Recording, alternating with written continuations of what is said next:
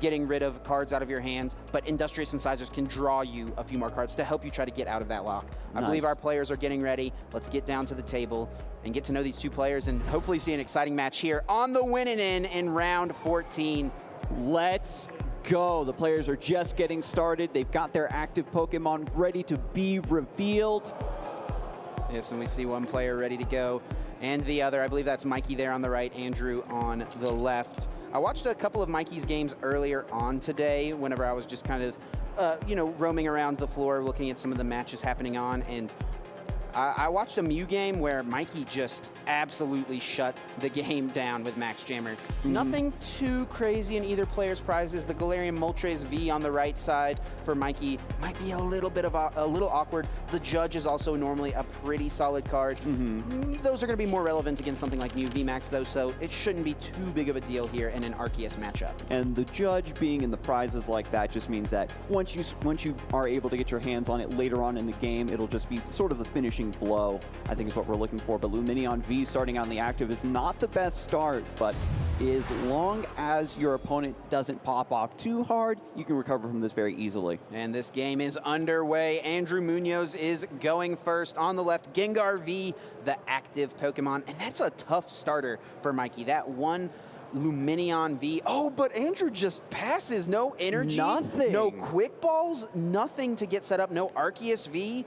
That is a very bad turn, and Mikey's already at a huge advantage here just by being able to bench an Arceus and put an energy card on it. Yeah, essentially Mikey's going first here. Right. Arceus getting set up on the bench with double turbo energy. Another quick ball to discard that darkness energy. Going to take a look through the deck, take a deep, deep drink of what is available here for the win and in game one. You know these players are nervous, right? They got called up on stage. Yeah. All right, time to show everybody this sauce that you've been piloting all the way up through day one into day two here at Salt Lake City. Mikey peeping through the deck here is going to learn that Galarian Moltres is prized. A little unfortunate because normally it's great to recover that energy like the one that was just discarded.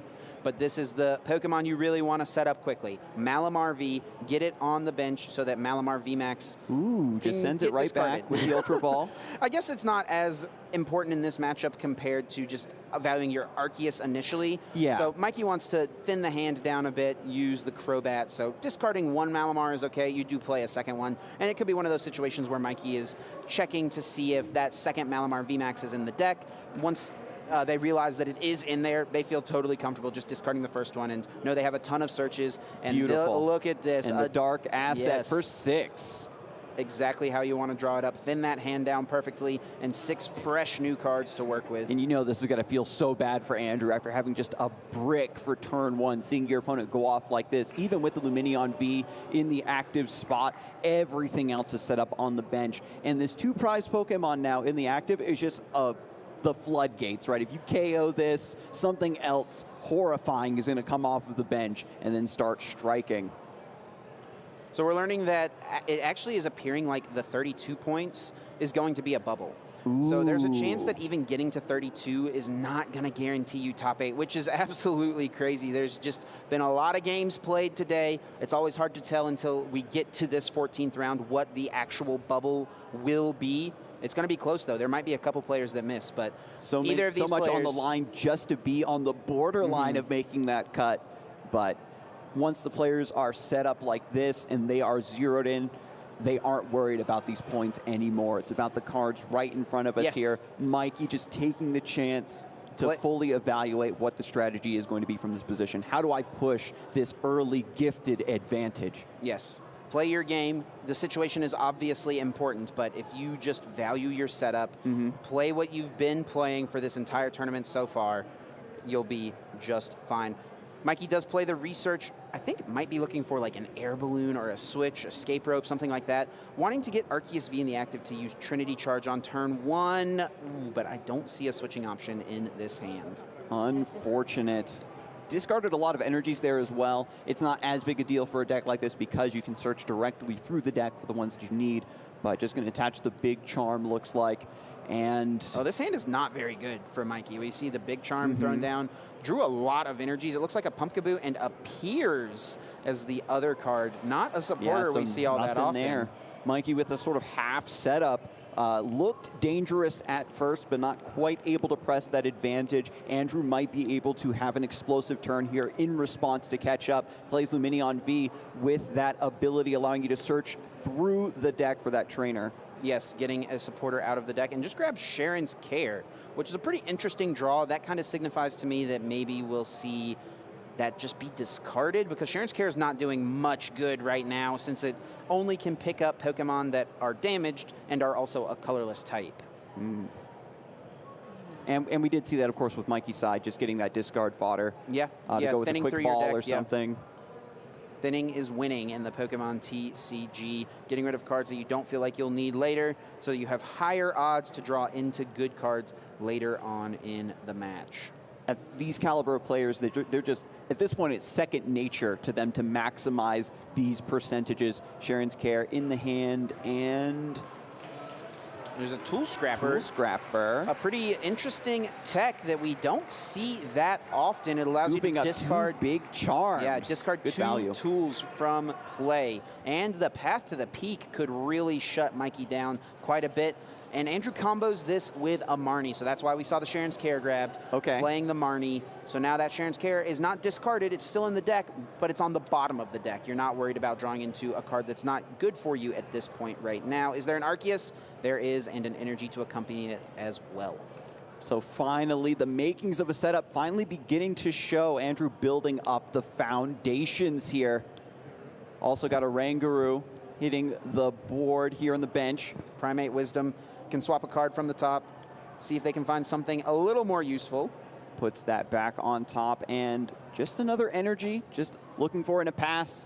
Yeah. Again, both players just putting the building blocks in place until one of them finally gets the combo, gets the advantage. Mikey, however, going back over with an Arceus in play, gets the V-Star evolution, potentially going to get this Malamar VMAX in play as well. Quick ball. What's the discard here, Chip? It looks like Path to the Peak. Not going to utilize that since your opponent has one in play. You can not replace the stadium with one that already exists. And this is a cute tech here that Pumpkaboo could come in with its ability to discard the Path to the Peak from play, so you can utilize your own Starbirth. That could be huge. Yeah, and Pumpkaboo used to be a pretty major player for dealing with Path to the Peak back in the day, yeah? Yeah, I mean, it's been a tech that people have played here and there since it came out in Evolving Skies, but it's kind of interesting to see it make its way all the way to round 14, and it's going to pay off huge for Mikey. We can see exactly why it is in this list. Getting rid of that path, setting up to be able to use your own abilities, right? Luckily, Mikey was able to sneak in that Crobat prior, but you need to make sure you have the access to the abilities you need. But and this is a great hand for Mikey. Mikey had pretty much nothing before the Marnie, and Andrew's Marnie bailed Mikey out big time. Professor's Research gets a fresh hand of 7. This is excellent. And the Starbirth is still waiting now with Path to the Peak out of the equation. And draws another Path to the Peak. So you get your Starbirth, play your Path to the Peak, lock Andrew out of their evolution into the Starbirth. Insane. Super good draws here from Mikey. Exactly what you want to see. The only piece missing from the hand right now is the switch. Needs to play either a switch or an escape rope to get Lumineon V out of the active spot, so you can go with Trinity Nova. And I fully expect that to be grabbed here off of the Starbirth. We see the V-Star marker being flipped. Mikey has now to decide which 2 cards to pull out of the deck. The deck is still pretty big. Tons of options available to Mikey, and I love the timing of this potential combo with the Path to the Peak. Debating between the two here. Looking at the escape rope, looking at the switch. Switch would just let you move the Arceus to the active. An escape rope gets your Arceus active, but forces your opponent to switch as well. So Mikey may be taking a moment to look at the opponent's side of the field like, okay, do I want to knock out in a Rangaroo if that's what they send up? If they send up Lumineon, that's a free 2 prize cards potentially. And if they send up Arceus, you'd be happy to hit into that before your opponent even gets a chance to Trinity Nova. It could be a pretty tough choice for Andrew if that is the switch card Mikey decides to go with. Already in game 1, Mikey being presented with this massive fork in the road. How do I want to approach this matchup, this situation? Do I truly feel like I'm at a strong enough advantage here to push by taking these key pulls off of the Starbirth. Yeah, and does go with the switch, and I like this choice. This makes sense.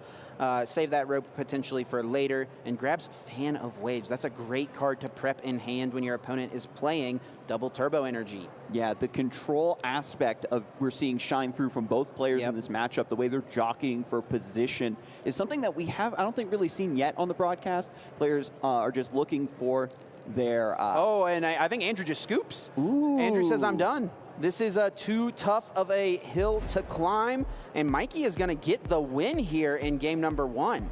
Wow, I completely missed that timing. But as I said, the players from this position probably looking to scoop a little bit earlier than normal. They know that this is going to be a grindier matchup where they're just trying to finally get that positioning where you've got your opponent locked out with the path to the peak, with the Marnie, etc. And it looked like Mikey was the one who got that first. I really like that decision from Andrew to just scoop the cards up. Your opponent had such a better board position. Malamar VMAX was being powered up there on the bench. The Arceus in the active was going to be powered up and, of course, attacking hard as well. You're so far behind. Even if there's a tiny % chance that you could win that game, you'd rather conserve the time so that you give yourself a chance to set up a little bit better. You know you're going to get to choose to go first here in this second game, and then hope that you can force it to a game 3. And by saving the time in game 1, you have even more time to think about that line in game 3. So we're getting a little bit of word that all of the top 4 tables have chosen to intentionally draw at this event. So the few players who have put themselves at 33 or more match points would be Zachary Cooper, Ian Robb, Daniel Lynch, aka Finnegan Lynch. Those 3 players are absolutely locked. Now we have a ton of players who are going to be at 32. Andre Chiasson, we've got Gabriel Smart, Andrew Kennett, Xander Perot, and then, of course, several other players who are playing it out to try to get to 32 match points. So we have a chance to see 3 players potentially bubble out of the top 8, and that is a tough place to be in. I've been there before. Tragic. I've gotten 9th place at a regional championships, and it feels very, very bad. Yeah, I know. You can be proud of yourself for coming that far, of course, especially in hindsight, but in the moment, it's going to feel so bad to as bubble a competitor, out. for sure. Players drawing their opening hands. It does a mulligan up here, So Mikey will get to start the game with 1 extra card. That is not what you want to see, as Andrew just giving your opponent more and more cards to work with whenever you're down a game. Just giving your opponent a little bit more of a chance to get further advantage is not great. Pulling out that die, keeping track of each mulligan, just crossing your fingers. I want my opponent to keep whiffing and give me more resources. Okay. Not a bad prizing here. The one Arceus V is a little bit of a shame, but early bosses orders potentially being grabbed will allow you to push the advantage once you get that initial knockout. Yeah, that boss being in that specific spot, that's usually the first prize card that players take. So as long as Mikey takes prizes in the traditional sense, that'll be a pretty solid card to find at that specific time. Let's take a look at the prizes here for Andrew. Anything too bad? Research, double turbo, choice belt, another research, and that Bibarel. Yeah. Okay, that's okay though. It's still one of those lower prizes, so you can still set up the Bidoof and hope to take Bibarel pretty quickly. That's fair. That's fair. Not the too double bad. research can be a bit clunky, but if Andrew gets set up well enough, the research will not be a high priority to play anyway. And things are looking much better for Andrew already. Has an energy to attach to an Arceus V on turn 1, and also has an Ultra Ball to combo with it. Just discards a 1/1 Gengar line. Wants to get the V-Star perhaps in hand, try to just go for that Starbirth immediately and just fish those attackers right back out of the deck into the hand. Yeah, this could be a matchup where Andrew just wants to focus more on the Arceus early on, or maybe the hand is a little weak and needs to go for Crobat. I think that Crobat was just pulled to the front here. Because you aren't hitting for weakness as well, you aren't worried about setting up the Gengar incredibly fast. It's more about just not letting Mikey bully you into such a dominant position the way we saw it in game 1. So Andrew is just going for perhaps a more stable setup. Yeah. And the Crobat, as you said, was the choice. So that hand must just be a little weak and is hoping to draw a few more things. And that's a great combo there. Nice. You effectively got to use your Ultra Ball for free. You lose the Ordinary Rod, but this is a matchup where games go pretty quickly. Ordinary Rod is kind of hard to get value out of later. Great time to just use it now, and it thins 2 cards out of the hand and puts those Gengar pieces back into the deck. And now with those Gengar pieces back in the deck, once this Crobat V hits the bench with that Dark Asset ability, we might even draw those right back in, replay the Gengar V to the bench to set up for the evolution next turn. Yep. And here we go, drawing up to 6. Should be 5 cards here drawn. Looking for a Gengar or an Arceus to bench, I would imagine. And there is you got the choice of either or both if you want them. Pretty solid draw for Andrew Munoz. Arceus hitting the bench. Oh, just rearranging there. But still a little awkward, right? Nothing too wild going on on the bench. Just going to pass. This is a very solid setup, I think. Much better than game number 1. I think Andrew will definitely take it. Now we'll kick it over to Mikey, who is going to try to mimic that as much as they can. Started that Galarian Moltres V, usually something that you just like to have on the bench to accrue energy throughout the game. Kind of a tough starter. Mikey's only switching cards are the 2 switch and the 1 escape rope. Actually doesn't even have air balloon in this list. So relying on finding one of those 3 pieces to move this Moltres out of the active. A lot of decks too, maybe just realizing if I don't have a switch, maybe I'm just going to let my opponent take the KO, and by using a sort of value engine with the Arceus V-Star, I just have something all ready to go to just strike back and even out those prizes. So Mikey could try and dig for the turn 1 Trinity Charge, which isn't a bad option, especially if you can bench a Malamar V, try to get that powered up. But you're kind of just putting your Arceus up there and almost allowing your opponent to get the first hit off. So depending on how strong the hand is off this research, we'll see what Mikey decides to go with. Does have the energy. And hesitating on the path. Yeah, there you go. Good Dire choice. Flame Wings first. Want to make sure you do that. Good timing. I wonder how many people have made that mistake other than myself. I lock myself out with Path to the Peak all the time. It happens. It happens. 7 cards off the research. See if this switches here. Path to the Peak, Crobat V, concede. There is no switch card in hand, so I'm not even 100% sure if Mikey would have gone for that Trinity Charge. It's just so risky to let your opponent get the first hit off on Arceus, and honestly, the Moltres taking a hit isn't super relevant. You can move it to the bench. It obviously becomes an easy 2 prizes at some point in the game, but you would rather force your opponent to play something like Boss's Orders than just let them get a free hit off on something you know you're going to be attacking with. That is true. Ultra Ball comes through, needs to figure out what's the second card to discard for it. It's going to be Lumineon. And I expect this to grab a Malamar V. I do believe the Malamar V Max was in hand as well as the V Star. Mikey's actually sitting on a pretty solid hand, it looked like. Yeah, we have the Malamar moved up to the top of the deck. Just going to take a quick look, reevaluate what's still in the deck before we get the shuffle here. Mikey's probably feeling pretty good about this spot. Not going to get off the Trinity Charge, but has an energy on a benched Arceus. You know, your Moltres is going to be able to absorb a hit from Andrew.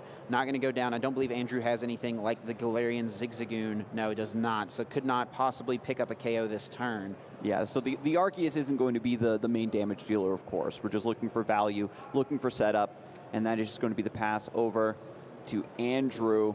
And Andrew's got a solid hand. So how do we take it? Yeah, after this strong setup from the previous turn, now we can start to capitalize. And this is interesting. We see the double turbo energy. There's a Boss's Orders in hand. That could be solid to get a hit off on the Arceus. So do we take out the Malamar here or the Arceus? I like hitting the Arceus. That's what your opponent has 2 energy on. You know, they are definitely going to want to Trinity Nova this coming turn if at all possible. So getting this first hit off is pretty solid. And Andrew agrees. And here's the acceleration going on to that Gengar V, going to set up for the next big attack, right? Just going to spread the energy around, keep things flexible.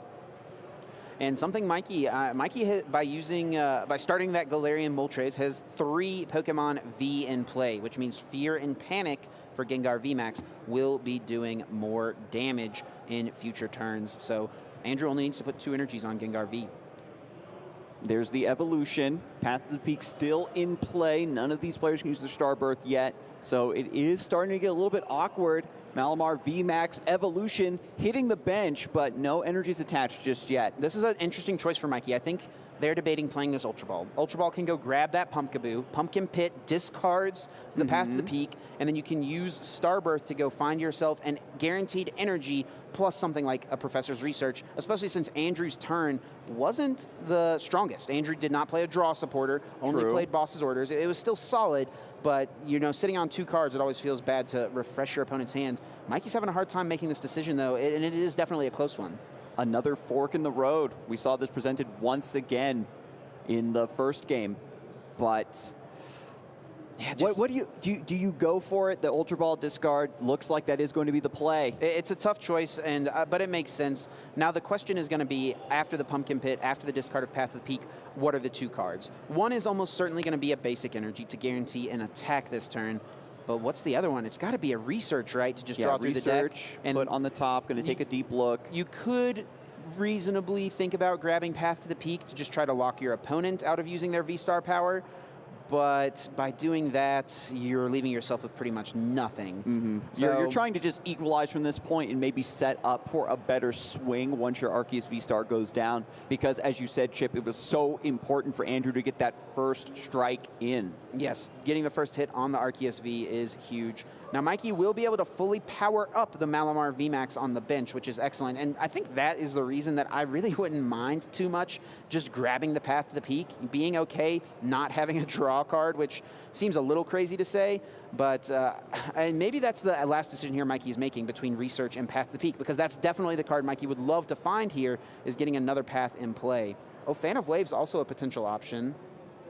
And that is actually what Mikey's going to go with. Okay, not what I expected. Oh, yeah, it's still not totally sure. So many possible decisions here, so many outs, so many lines being presented to Mikey, trying to evaluate all of them. And again, the early scoop in round 1 that Andrew took is also now benefiting Mikey, giving them that extra time to think, because Mikey clearly wants to take this game too and is going to take as much time as they need to make sure that they're in the best position to do so. Mikey does go with the Path to the Peak. I know it's a card that you need this turn, but this opens up the risk of whiffing an energy card. There are a lot in the deck. It would be a little unlucky to miss, but it is certainly possible. Is there an energy?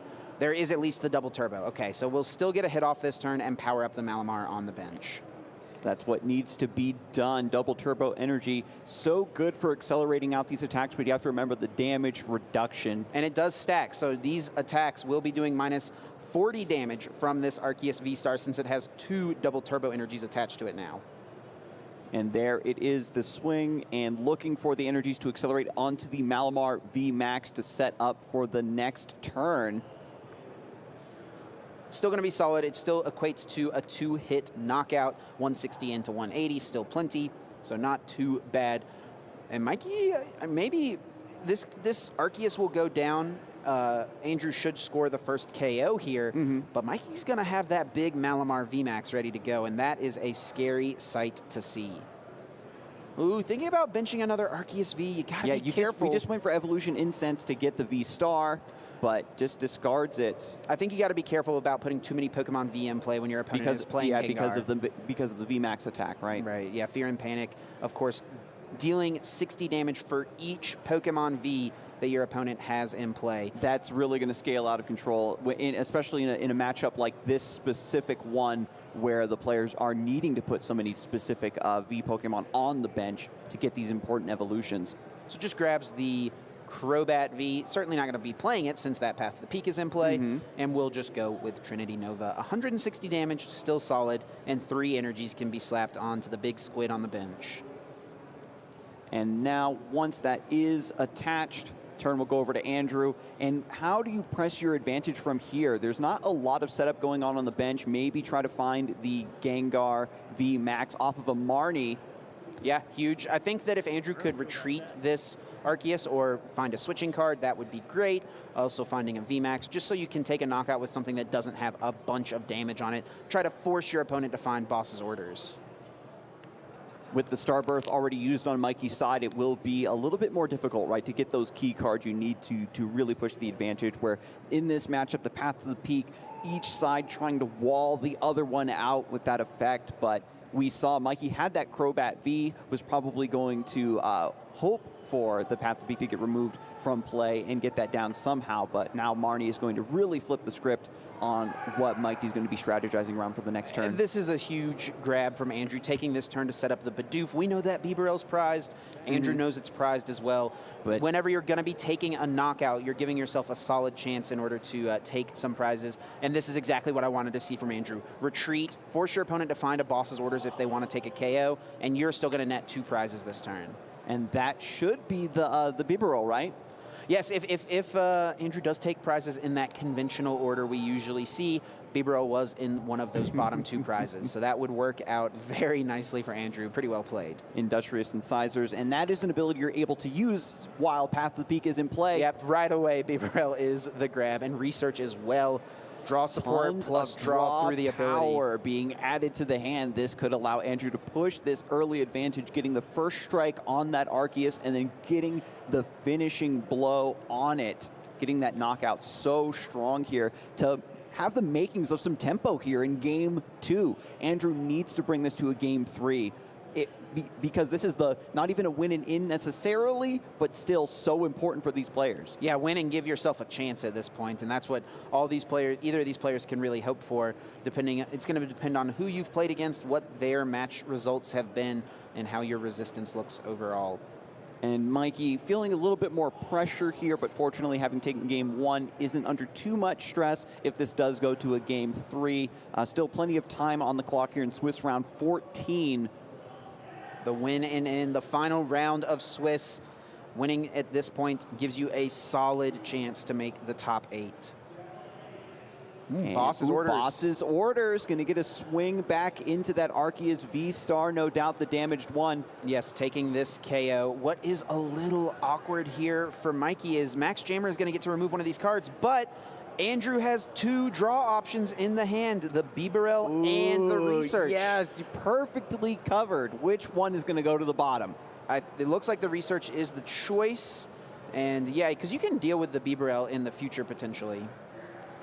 I was wondering, is there ever a weird world where you say, I don't care if you draw cards, but I'm taking away your escape rope? Probably not in this instance. In certain situations for sure, but not at this point. Industrious Incisors will draw 3. All right, up to 5 cards in hand. Got another Ultra Ball. Has a boss. Can discard the Path to the Peak. You don't really need it here. So Andrew's prize map for the rest of this game is likely going to involve KOing the Pumpkaboo at some point. It's only got 60 hit points. A boss's orders on that is an easy KO pretty much at any point in the game. So that gets you 1 of your 4 remaining prizes, and then trying to just 2-hit KO this massive Malamar VMAX in the active, I have to imagine is going to be the way that Andrew tries to approach this end game. And sure enough, Trinity Nova dealing 180 damage and grabbing 3 energies from the deck. But yeah, Malamar VMAX still very, very strong here, getting more of a lockdown, hopefully with that Max Jammer. So do you want to try to swing with the Max Jammer again, try to keep your lockdown going? Or are you going to retreat this and again force Andrew to then find the boss? I don't think Mikey has many options in this hand. There's no supporters to draw cards. There is the boss's orders, which could gust something up. You know, you could take a knockout on the Crobat to take 2 prizes, but then what do you knock out to close the game out? You can't deal enough to knock out an Arceus V. You've got 2 prizes, so Bibarel knockout in the end game won't really help you to close out your 6 prizes. It's a little bit hard to map this last couple knockouts here for Mikey. And with the setup already completed on Andrew's side, right, with the powered up Gengar VMAX ready to go, there's no way to find that proper, weakness, some sort of niche for yourself to dig in and find that victory. Mikey is flashing the boss. Is that the card that will be played? Really debating this choice. It is a tough one, and every single decision really matters in these instances. Boss's orders will be played. What is the target going to be, though? Do you just get a hit off on the big Gengar VMAX, or do you chase the prize cards by going after Crobat? Mikey favors the prizes. Maybe there's something they want to fish out of the prizes here, potentially. No, Mikey's just going to concede. Okay. Yeah, it makes a lot of sense. The players know that if this is going to go to game 3, I need as much time as possible. I like that decision from Mikey. It was definitely smart. Looking bad. So taking the time to go ahead and scoop, you've got 22 minutes left in this round. Honestly, knowing when to concede is one of the hardest things to learn in the Pokemon TCG. I think some of the best players in the game still have a hard time at doing it. Yeah, because it's hard to swallow your pride, right? Yes. You think that there's always going to be an out. I think as someone who's a fan of a TCG, you always have that what's around the corner, what could I possibly top deck? There's just that small percentage, and we talked about it so much in the Pokemon TCG, is playing towards those percentages. Yeah. But also you have to know when it's just not worth. So knowing when to concede is always a tough choice, but both of these players have really done it excellently in this game. Andrew scooped it up when only 10 minutes were gone from game number 1, and Mikey scooping it up, leaving plenty of time for a game 3 to play out to completion. We'll see. After these 2 games, Adam, you know, we've seen both players kind of have a little bit of advantage in one game or the other. Who are you kind of leaning towards to take this 3rd game? That is really tough. I think that Andrew might have it just because if you get one Trinity Nova or one Trinity Charge off to set up the Gengar, it's just so big. That's a stronger lockdown potentially because you already have your pressure in play, whereas Mikey's deck is trying to put you into top-down mode and have more of a sort of theoretical control over the game. Mikey will be a little advantaged here by getting to go first. And we'll see those prize cards of boss's orders. Not too shabby. Doesn't look like anything wildly important. Yeah, that boss being at the top means that Mikey likely will not have access to it for the entirety of this game. A couple of Pokemon in the prizes for Andrew, but honestly not too bad. You play multiples of all of these, so as long as you can find them, it shouldn't be too big of a deal. I'm honestly really happy to see that, Chip. I want these players to go into game 3 without any sort of massive advantage on one side because a key piece was prized, have everything they need at their disposal. So here it is, game 3 for the win and potentially in Swiss round 14 at the Salt Lake City Regionals. Mikey is kicking things off with a quick ball, not ever a bad thing to see. And by discarding an energy, that gives me a pretty good indication that Mikey's got more energies in hand. I think very consistently throughout this set, Mikey has had a hand that's just a plethora of energy. Yeah, has not had a shortage of energy, that is for sure. An interesting starter over there from Andrew is that Ditto V. A nice little tech in you know, a deck like this that plays multiple different Pokemon V with its V transformation, which effectively just allows you to swap it from play with a Pokemon V in your discard pile. So it can be a way to get you that, nice. Get something that extra got Gengar, out, or something that you sent there with your Ultra Balls, etc. Very, very sweet tech here. And Andrew sees that Mikey plays a quick ball right away, and Andrew says, you know what? I can do that too. And just to clarify, if the Ditto V were to transform into the Lumineon V, we miss out on the timing for that Luminous Sign ability. It has to come directly from the hand onto the bench. That's correct. Yeah, Luminous Sign, many abilities like that only apply once you play. It's different, you know, putting it from your hand to the bench versus just getting it into play. So does not quite work the same way. But with an early Lumineon gone, you aren't looking for anything specific, so you don't want to get too cheeky holding on to this for the proper moment. You're just going to try to focus on what your hand is currently presenting to you as a player. And as we've seen in Game 1 and Game 2, both of these players considering every single possible line, even the ones that don't seem like they're going to make sense at the moment. Is there a way that this fork in the road will potentially lead to a victory? Thinking so far ahead. So Andrew discards an Arceus V, goes and grabs another Arceus V. And by discarding an Arceus V, that gives you the option to use this V transformation ability if you want to. And sure enough, Andrew uses it. Now that Arceus V is in the active spot, only needing a double turbo energy to get off a Trinity Charge this turn potentially, and has the path to the peak. This is a super solid hand here from Andrew. Does have to discard an Arceus V though. Yeah, it just goes for the professor's research, get fully loaded for the next round, maybe find a little bit more reinforcement for the bench. And there's that double turbo energy, the missing piece, the one thing Andrew wanted to find. We know Mikey is packing a ton of fan of waves in their deck list. Yes, and Quick Ball finds the Gengar V to be the recipient of this energy. Attached to the active Trinity Charge. Oranguru. Even has Guru if they want it, but I guess all right, not going to worry about drawing anything else, and the card you put on top would just get shuffled after the Trinity Charge. So very true. No worry about it, it seems. And we'll see where Andrew puts these energies. I expect the split, and that looks like that is we did see that in the Andrew's last time, where you just split the 3 energies, keep yourself flexible in case you need to do another Trinity Charge, another Trinity Nova. And now that you're set up, you don't mind this Path of the Peak being in play. It's not locking you out the way we saw Mikey do it in that first round. That's a lot of energies on that Arceus V. Whoa, oh, okay, hang on a second. So that might lead me to believe Andrew's looking to retreat this in future turns and wants to leave all these energies on it. That is definitely a very interesting decision, but it makes sense, honestly. Having a bigger potential threat in the active with an evolution into the Trinity Nova to get that 2-hit knockout. We see the Adventurer's Discovery being played here.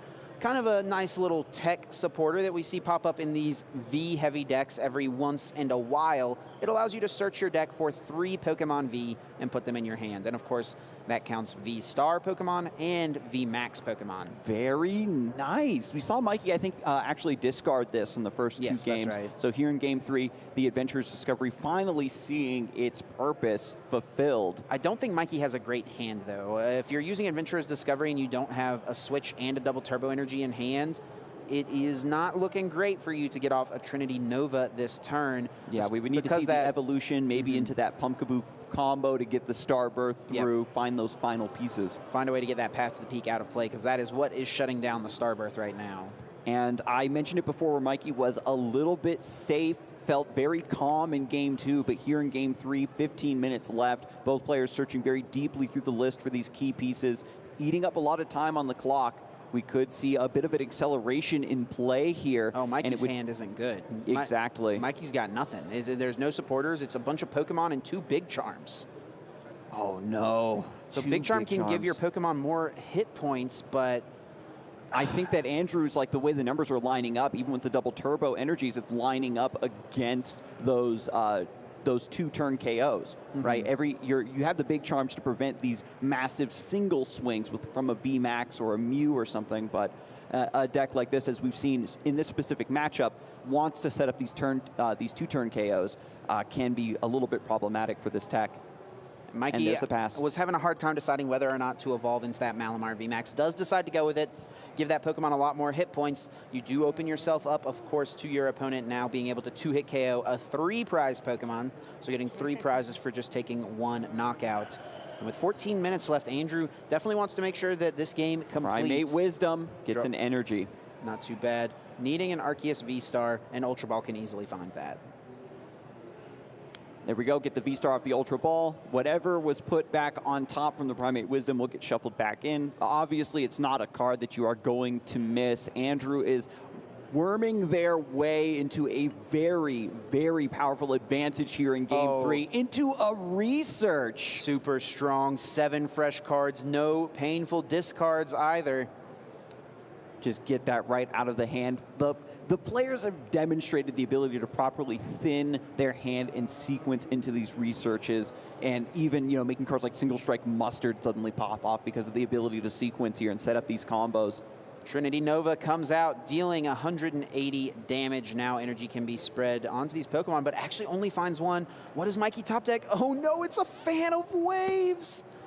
Oh, all of the tech choices showing up here in the hand when they're not needed. Not great. Even though there's so much time left on the clock, it doesn't matter when you have nothing to do on your turn. And this is exactly what Andrew was playing around as well. By putting the basic energies on the active Arceus V-Star, they're playing around the Fan of Waves. So even if the fan comes out, you can still pull off an attack. Super heads-up play from Andrew. I didn't even notice that earlier in the game, but yeah, Andrew has made the presumption that there's a bunch of Fan of Waves in Mikey's list. So great heads-up play from earlier turns that have paid dividends at this point. Having the ability to read your opponent's tech choices and preemptively route them out so strong here in round 14 of the Swiss. Andrew definitely demonstrating, how they got to this position, 9-2-2. There's some Industrious Incisors coming out, drawing 3 cards from the top. We've seen Gengar VMAX hit the bench, a Switch in hand, but no other Pokemon are quite powered up and ready to go yet. Trinity Nova can take this 3-prize knockout. No energies left to accelerate. And Mikey is just hoping at this point, please let this top deck be a supporter. Let me play something. I just want to play the game. Let's see if it's something that's top deck, useful. Pumpkaboo, get this fast peek out of the way. It's a switch. That's nothing. It's nothing. Mikey can do nothing. Has to switch into the Arceus. Puts a big charm on it to give it a little bit more hit points. But Andrew's advantage is just too great at this point. You just have to, it's the complete opposite of these deck strategies. Mikey's the one that's trying to set up the Malabar and put their opponent into top deck Mikey's supposed to mode. be leaving the opponent with no cards in hand, and that's just not what's happening at this point. And if you're Mikey, you're like, okay, I can buy one more round. This Arceus V is going to take some damage. Deck, double turbo. Yeah, it's just, this is not good. You can attack next turn with Trinity Nova. I mean, are you going to power up the Crobat? And you can see the body language. Mikey is feeling defeated at this point. You're winning in, and your deck just does not function for you on the third game. Feels so bad, and Andrew is just firing on all cylinders. And I can't help but remember back to game one when Andrew conceded super quickly, said, I'm not going to play this one out. I can't win. 10 minutes on the clock, plenty of time. revealing themselves here and paying off. Ultra Ball just thinning the hand down a little bit, has Choice Belt as well to boost some damage. Trinity Nova takes an easy KO. Andrew Munoz goes to 1 prize left. And gets the Gengar and the Gengar V Max out of the prizes here. And it's another switch as the top deck. Absolutely nothing happening here for Mikey. Oh, that's 3 top decks in a row. We're looking for something to get this Path of the Peak out of the way. We need that Pumpkaboo so we can get the Starbirth going through, search for those 2 key pieces. If you had the ability to pull 2 cards directly out of your deck, you could very easily turn the situation around, but Mikey is, maybe if Andrew doesn't have any other energies, because there's not enough energy on these benched Pokemon for them to be able to attack, and we haven't seen energies accelerated off of these Trinity Novas. So if Mikey can take this knockout and somehow Andrew just doesn't have energy to attack, I mean, you can't win this game. You can't take the last prize if you can't attack. Oh, but there's a double turbo energy. Oh my goodness. Slaps it down. I was actually getting a little bit worried when you were laying it down like that, Chip. That energy is all that Andrew is really going to need to close this out. Gets a big hit in. I don't know if I love this retreat, though, because this opens you up to getting Fan of Waves. Now Mikey can use the Fan of Waves. Top deck's Lumineon, no good with the Path to the Peak in play, but that puts this energy back into the deck, and if you don't have a switch card, you now can't attack this coming turn. Is Mikey going to do the impossible after essentially having to do nothing for 3 turns in a row? Andrew brings the switch right to the front of the hand. Okay. Has it right there, shows it to Mikey. The game is over. Andrew Munoz winning in round 14, putting themselves at 32 match points, and now just hoping that that'll be enough to get into the top 8. What a match. What a set of games here at the Salt Lake City Regional Championships for 2 similar strategies to go head-to-head, and both sides were able to demonstrate what that deck was meant to do, and with some surprises sprinkled in. Very well played from Andrew. Very well played from Mikey. You got to feel so bad to see draws like that, especially considering the situation on stream, round 14, on the win and in. Such a cool deck. Massive props to Mikey on the tournament run. Got to watch some of their games earlier today. It was a lot of fun to see those Max Jammers just putting in work against Mew VMAX decks. Just didn't quite pay off here in this last round. The Gengar Arceus deck from Andrew Munoz, putting themselves at 32. Yeah, pulling it off. I mean, we talked about it a little bit earlier.